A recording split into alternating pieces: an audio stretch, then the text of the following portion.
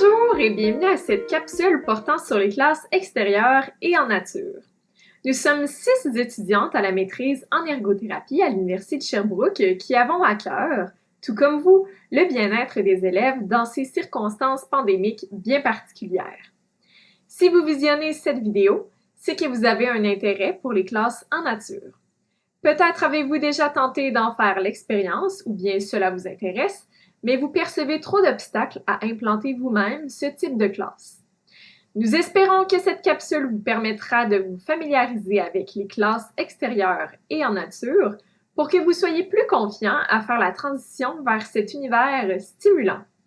Commençons tout d'abord avec le plan de la présentation. Alors, nous allons commencer avec la présentation de l'équipe et de notre profession d'ergothérapeute, suivie d'une vignette, de l'analyse ergothérapique, de l'intention pédagogique, des difficultés et solutions possibles, des sources intéressantes, pour finir avec les références. Notre but aujourd'hui est d'ajouter des outils à votre boîte à outils d'experts en enseignement. Nous souhaitons vous amener à comprendre et analyser votre pratique en enseignement sous une perspective couramment utilisée en ergothérapie afin que ce soit plus simple et agréable pour vous d'utiliser la nature comme moyen pédagogique.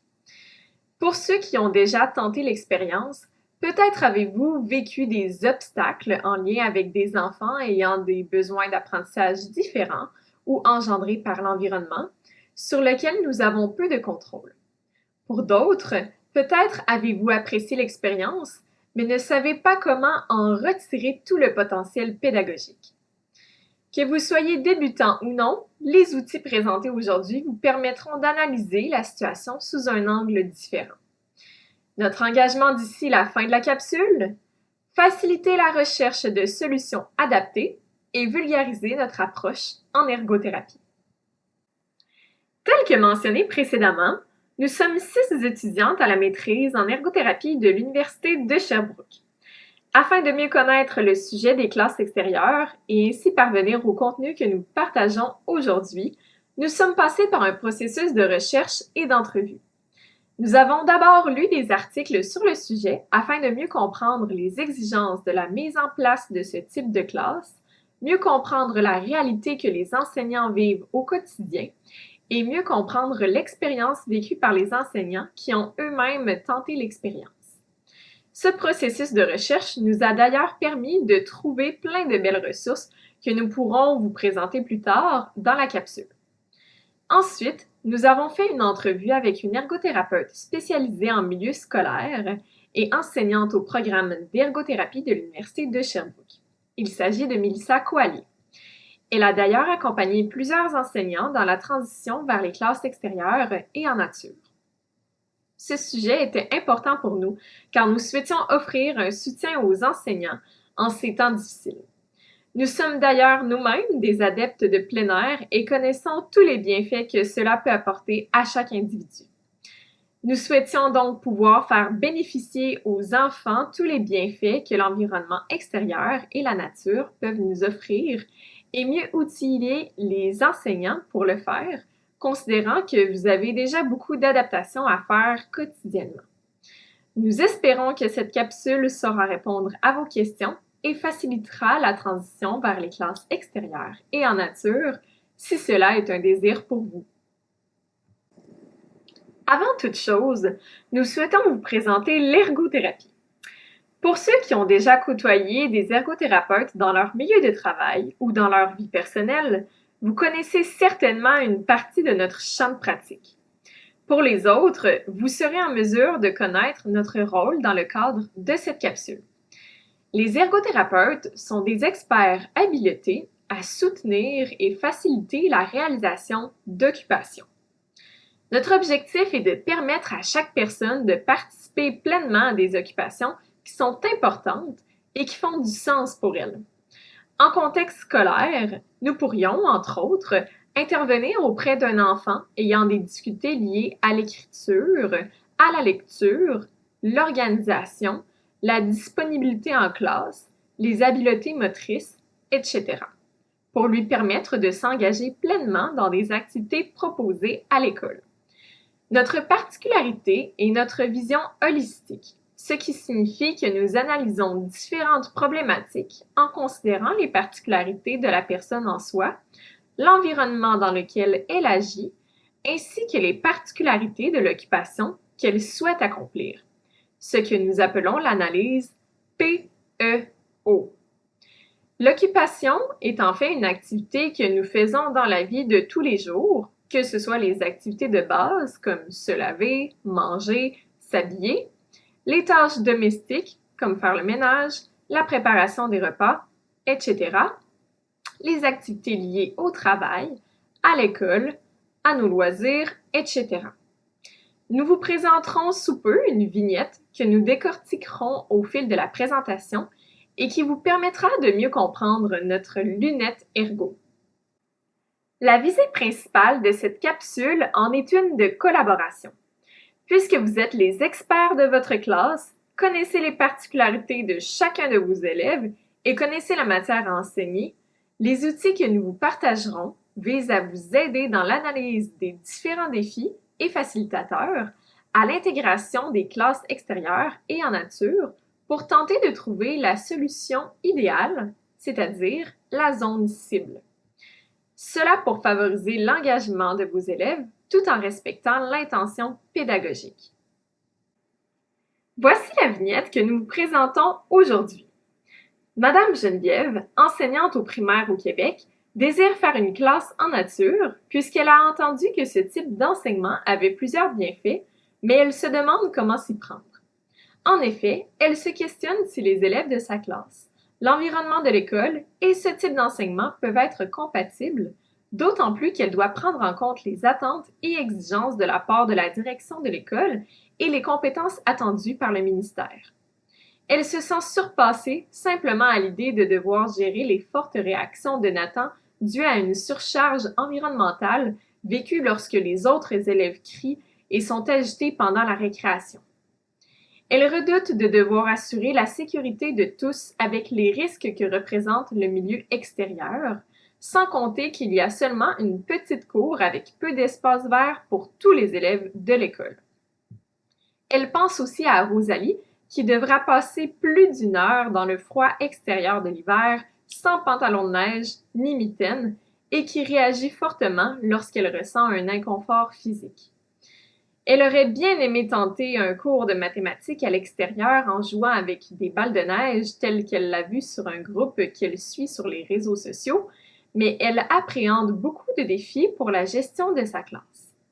Ainsi, Geneviève ne sait pas par où commencer et ne se sent pas outillée pour faire une classe complète à l'extérieur.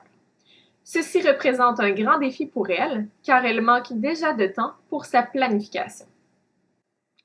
Comme précisé plus haut, en analysant la situation de Madame Geneviève à travers la lunette d'ergothérapeute, il est possible de regarder ce qui explique les défis perçus par l'enseignante et identifier là où il est possible d'agir pour les surpasser. Pour ce faire, on peut prendre le cadre d'analyse PEO qui permet de catégoriser les éléments qui expliquent la situation selon ce qui est propre aux personnes, soit l'enseignante et les élèves de la classe, ce qui est issu de l'environnement, soit le contexte extérieur, et ce qui appartient aux occupations de la classe, soit les activités d'apprentissage comme les cours de mathématiques, de français, de sciences, etc. Par exemple, on pourrait classer l'intérêt de Madame Geneviève envers les classes en nature, ainsi que les fortes réactions de Rosalie face à l'inconfort dans la catégorie des particularités propres aux personnes. Le climat extérieur, comme le froid de l'hiver, le fait que Rosalie n'a pas de vêtements d'hiver adéquats, ainsi que les contraintes scolaires et ministérielles, pourraient être classés dans la section environnement, alors que l'action de fabriquer et de compter à l'aide de boules de neige, de même que la contrainte reliée au temps du cours, de 1 heure, dans la partie propre aux occupations. Ainsi, le fait que Rosalie n'a pas de mitaine ni de pantalon de neige, jumelé au fait que l'activité de mathématiques nécessite de manipuler de la neige dans le froid extérieur pendant longtemps, peut illustrer une inadéquation entre les différents éléments qui expliquent la situation. Ainsi, Madame Geneviève peut identifier les éléments qui interagissent les uns avec les autres et qui causent un défi pour le bon fonctionnement en classe. L'analyse PEO de la situation lui permettra également de repérer les leviers sur lesquels elle pourra agir pour surmonter les défis. C'est ce que nous verrons au fil de cette présentation. La dimension de la personne peut inclure tout ce qui est propre à la personne concernée, ses habiletés, ses incapacités, ses valeurs, ses croyances, ses besoins et bien d'autres éléments.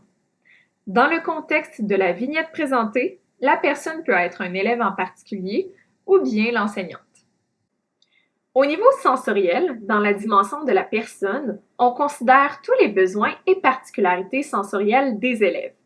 Dans la vignette, comme mentionné plus haut, on voit Rosalie qui a une tolérance moins élevée et qui souffre d'un trop-plein de stimulation sensorielle, comme l'agitation des autres, les bruits ou les lumières intenses. En parallèle, on peut avoir des enfants qui ont des besoins presque constants de stimulation sensorielle, comme le besoin de bouger, de toucher ou d'être stimulé visuellement. S'insèrent aussi dans cette catégorie les besoins et particularités sensorielles de l'enseignante, comme sa tolérance au froid ou au bruit. Dans la dimension de la personne, on peut inclure aussi les difficultés motrices qu'un élève peut présenter, comme un élève qui a une maladresse motrice, par exemple des difficultés à courir, sauter, surmonter des obstacles aussi aisément que les autres. On peut aussi penser à un enfant qui aurait une mobilité réduite, par exemple en fauteuil roulant. On inclut aussi dans cette section les enjeux de certains enfants à maintenir leur attention et à suivre les consignes. Dans le contexte de classe en plein air, l'intérêt de chaque élève et de chaque enseignant pour ce genre de pratique fait également partie de la catégorie de la personne. Le niveau scolaire de l'enfant peut également faire partie de la dimension de la personne et est à considérer. Le niveau d'adaptation de l'enseignant ainsi que son niveau de formation et de connaissance sur l'implantation de classes en nature sont aussi à prendre en compte dans la dimension de la personne. L'environnement comprend le contexte dans lequel la personne réalise l'occupation, que ce soit l'environnement social ou l'environnement physique. Avant tout, il faut penser que la classe en nature représente un environnement presque entièrement différent de la classe intérieure, comme la différence dans le niveau de bruit, de stimulation visuelle, d'étendue d'espace, etc. Dans les éléments de l'environnement soulevés dans la vignette, on retrouve les conditions météorologiques particulières et changeantes au Québec, comme la pluie, la neige, le froid, etc., l'accès à un espace extérieur assez étendu et l'habillement adéquat ou pas des élèves pour le plein air, comme un manteau de pluie, des bottes de pluie, des bottes chaudes, etc. De plus, l'environnement comprend la dimension organisationnelle, telles que les exigences ministérielles et les attentes de la direction qu'on doit inclure dans l'apprentissage, ainsi que le manque de temps pour planifier et pour réaliser l'activité. L'environnement de la classe en plein air peut également inclure les autres classes de l'école qui veulent utiliser l'espace attitré à l'enseignement en plein air ou la disponibilité de matériel adéquat pour réaliser un tel enseignement, comme des raquettes, des bancs pour s'asseoir, etc. La catégorie des occupations inclut toutes les activités réalisées par la personne dans son quotidien. Dans le cas de la vignette, ce sont les types d'activités réalisées à l'école dans le cadre de la classe en plein air qui vont être reliées à une ou plusieurs matières différentes. L'occupation peut inclure, par exemple, un cours de mathématiques effectué à l'extérieur où les élèves ont pour consigne d'utiliser des boules de neige pour pratiquer les additions et les soustractions.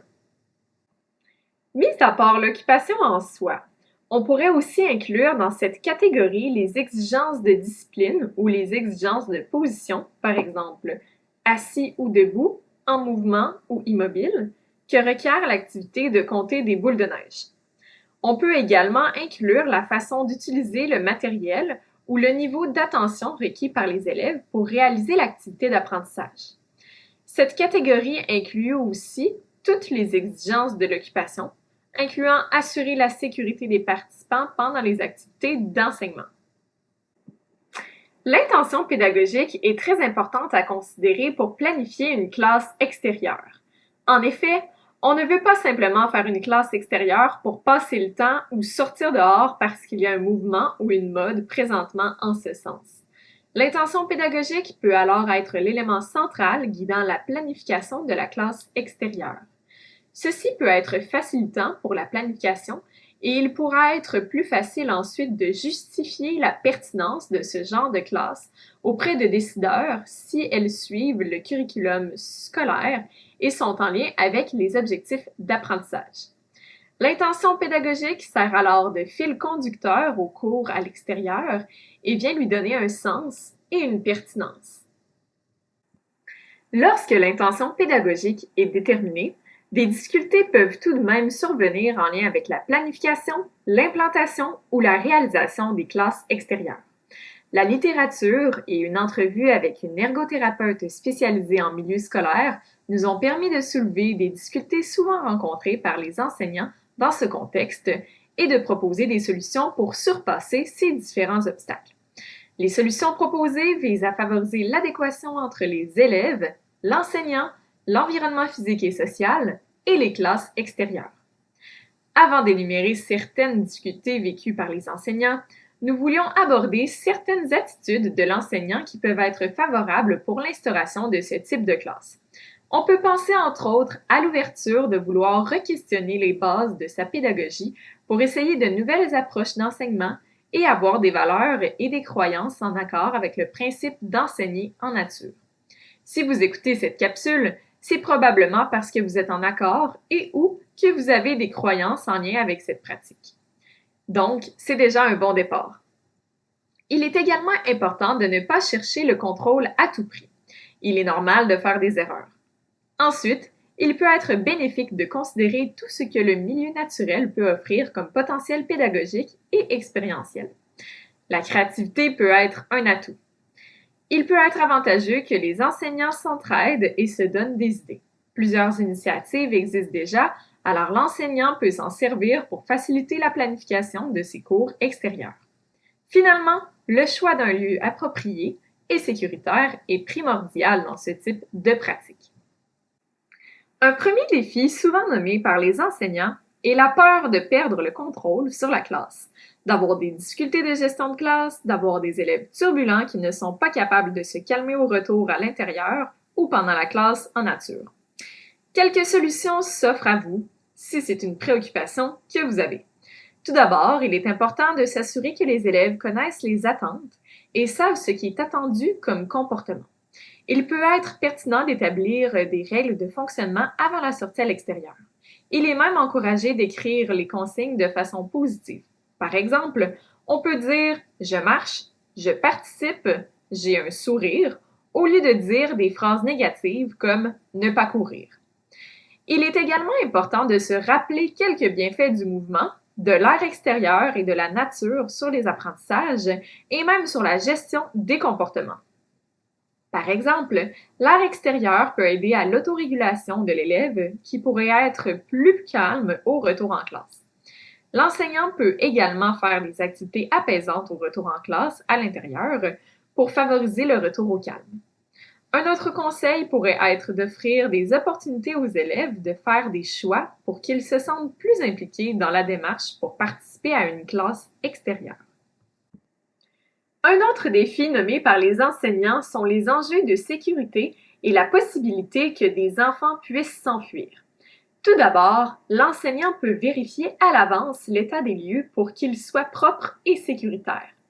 Avant de sortir dehors, l'enseignant peut aviser les élèves des limites physiques permises pour le cours en plein air. Si nécessaire, il peut même faire un dessin au tableau ou montrer une photo pour s'assurer que les élèves ont bien compris les limites qu'ils doivent respecter. Des parents bénévoles pourraient même aider quelquefois pour la supervision extérieure si nécessaire. L'enseignant peut penser à apporter avec soi un cellulaire ou un walkie-talkie pour être prêt à réagir et rejoindre quelqu'un en cas d'imprévu. Ceci pourrait rassurer les parents, la direction et l'enseignant. Finalement, pour les jours où le soleil est plombant, il est important de prévoir et de cibler un espace à l'ombre pour éviter que les élèves aient le soleil au visage pendant la durée du cours. Un autre obstacle pourrait être la gestion et la disponibilité de la classe extérieure. Il pourrait alors être proposé de devoir réserver à l'avance sur un horaire et discuter de la gestion de cet horaire. Ce serait alors clair pour tout le monde et les enseignants pourraient planifier à l'avance leur sortie. Sinon, la classe extérieure pourrait se dérouler dans un parc urbain ou un milieu naturel à proximité de l'école si l'espace dans la cour n'est pas disponible. Finalement, il peut être important de prévoir un plan B si les conditions météorologiques ne permettent pas la sortie à l'extérieur ou si quelqu'un d'autre utilise l'espace prévu pour l'activité. Ensuite, le manque de temps pour planifier les classes extérieures est un autre défi que plusieurs d'entre vous vivez probablement. Pour pallier ce défi, le travail d'équipe est une solution à mettre de l'avant. En travaillant avec les différents intervenants de l'équipe école, il sera possible d'échanger sur les activités pédagogiques extérieures expérimentées qui ont bien fonctionné et d'utiliser les forces de chacun pour créer des enseignements extérieurs motivants pour tous. Le travail d'équipe facilitera aussi la mise en place d'un cadre commun au sein de l'école, considérant que le manque de structure commune peut être un défi présent dans votre école. Le travail en équipe peut être une solution à un autre défi que vous pouvez rencontrer, soit le manque d'inspiration pour monter des activités pédagogiques extérieures et la non-familiarité des lieux. Ce manque d'inspiration peut aussi être comblé par des moments passés en nature, seuls ou entre enseignants, afin de s'inspirer de la nature elle-même et par des moments à observer la façon dont les élèves interagissent avec l'extérieur, afin de s'inspirer de la créativité des élèves. Également, le manque de ressources financières des familles ainsi que la présence de conditions météorologiques extrêmes sont deux défis présents dans les classes du Québec. En effet, dans plusieurs écoles du Québec, il est fréquent de voir des élèves qui ne sont pas habillés assez chaudement pour l'hiver. Pour y pallier, il serait possible de mettre en place une banque de vêtements d'hiver tels que mitaines, bas et tucs qui seraient disponibles pour les classes extérieures. Afin de faciliter sa gestion, il serait intéressant d'intégrer la participation des bénévoles et de l'organisme de participation des parents, soit l'OPP. De plus, il serait aussi possible de créer des partenariats avec des organismes à but non lucratif, de référer les parents vers des ressources de type friperie et de raccourcir le temps à l'extérieur selon la température et l'habillement des élèves. Il existe un autre défi que certains d'entre vous ont peut-être déjà vécu. Il s'agit de la nécessité de justifier à nouveau la pertinence des classes extérieures lors des changements organisationnels tels que le changement de direction. Cette réalité va demeurer présente. Néanmoins, en faisant des parallèles entre les objectifs pédagogiques du ministère, les activités à réaliser en classe en nature et en utilisant l'intention pédagogique comme explication, la justification sera plus facile à faire. Utiliser l'intention pédagogique comme une justification peut aussi être une solution face à la compréhension erronée et aux craintes des parents envers les classes extérieures. De plus, il est possible de pallier ce défi en expliquant aux parents les bienfaits des classes extérieures dès le début de l'année. Ensuite, il existe un autre défi à l'intégration des classes extérieures qui est la difficulté à commencer. En effet, il peut sembler ardu de planifier des activités pédagogiques extérieures lorsqu'il s'agit de la première fois. Le principal mot d'ordre est d'y aller une étape à la fois et de commencer petit. Vous n'avez pas besoin de faire un immense projet comme première activité. En fait, pour rester motivé et encouragé à poursuivre les classes extérieures, il est important de vivre des réussites et de pouvoir planifier les prochaines activités extérieures selon l'expérience vécue lors des activités extérieures passées. Ainsi, les éléments sur quoi se concentrer lors de vos premières expériences de classe extérieure sont de planifier des transitions claires, d'identifier les meilleurs moments de la journée pour intégrer l'activité, de préparer les élèves avant la sortie extérieure, de s'assurer que l'activité prévue concorde avec votre intention pédagogique et d'engager les élèves dans une activité signifiante. Enfin, le peu de formation offerte à ce sujet est un autre défi présent. Notre présentation d'aujourd'hui a pour but de venir combler, du moins en partie, ce défi. Une autre solution pour pallier à ce défi est d'utiliser les ressources disponibles sur Internet. Pour y arriver, nous vous donnons une liste de ressources Internet qui vous permettront d'ajouter encore plus d'outils à votre boîte à outils et ainsi favoriser une implantation réussie des classes extérieures dans votre milieu. Bref, en préparant les élèves, en travaillant en équipe, en utilisant diverses alternatives pour surmonter les défis de l'environnement, en s'informant sur le sujet et en utilisant l'intention pédagogique, il est possible de réduire les obstacles personnels et environnementaux de la situation afin d'optimiser l'adéquation entre les élèves, l'enseignant, l'environnement physique et social et les classes extérieures. On peut reprendre l'exemple de la classe de Geneviève pour l'analyser en s'aidant des concepts qui ont été abordés dans cette présentation. Il suffit de reprendre la lunette d'analyse PEO de sorte à cibler les éléments sur lesquels Geneviève a un pouvoir d'agir. En les identifiant, on peut ensuite les associer aux solutions évoquées lors de cette présentation afin de réduire les obstacles perçus par l'enseignante. Par exemple, pour la situation de Rosalie, son hypersensibilité sensorielle, faisant partie de la catégorie de la personne, serait difficilement modifiable à court terme. Ce ne serait donc pas un levier à utiliser pour réduire cet obstacle présentement. Cependant, l'enseignante pourrait agir sur l'environnement de Rosalie en proposant à différents enseignants ou à la direction de créer un bac avec différents vêtements d'hiver disponibles pour toutes les classes qui veulent aller à l'extérieur. Ensuite, l'enseignante pourrait agir sur l'occupation en réduisant le temps de l'activité à l'extérieur pour éviter que les élèves, dont Rosalie, aient froid. Madame Geneviève peut réaliser le même processus pour divers défis qui se présentent et s'inspirer des solutions mentionnées précédemment. En réduisant les obstacles, il peut y avoir une meilleure adéquation entre la personne, l'environnement et l'occupation pour s'assurer du succès de la classe extérieure. Évidemment, l'enseignant n'a pas à utiliser toutes les solutions mentionnées plus haut pour que sa classe extérieure soit fonctionnelle. Il peut simplement s'en inspirer pour réduire les obstacles de l'implantation de classes extérieures et s'assurer de la meilleure inclusion de tous les élèves. Finalement, nous avons décidé de vous présenter des pistes de réflexion face à deux défis. Premièrement, pour les élèves avec des difficultés au niveau moteur, il est clair qu'ils doivent être considérés quand on pense aux différentes exigences physiques de l'activité. Par exemple, le chemin emprunté et le temps nécessaire pour se rendre, la posture et l'assise choisie pour l'activité d'apprentissage, etc., pour qu'ils puissent participer aux apprentissages. Toutefois, les classes extérieures peuvent représenter pour ces élèves une belle opportunité de développer leurs habiletés motrices dans un contexte où la performance et la compétition ne sont pas impliquées. Deuxièmement, la classe extérieure peut être un contexte qui répond naturellement aux besoins de stimulation sensorielle de d'autres élèves, sans adaptation nécessaire, d'une façon que le milieu de classe traditionnel ne le pourrait pas.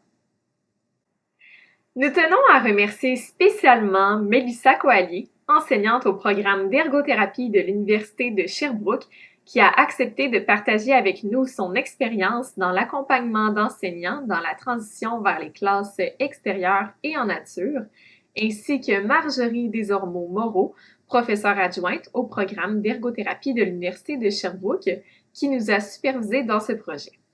Et n'hésitez pas si vous avez besoin de soutien auprès d'un ergothérapeute œuvrant dans votre commission scolaire ou votre école. En terminant, nous vous remercions pour l'écoute de cette capsule et vous souhaitons de vivre du succès et des réussites dans l'implantation de vos futures classes extérieures et en nature.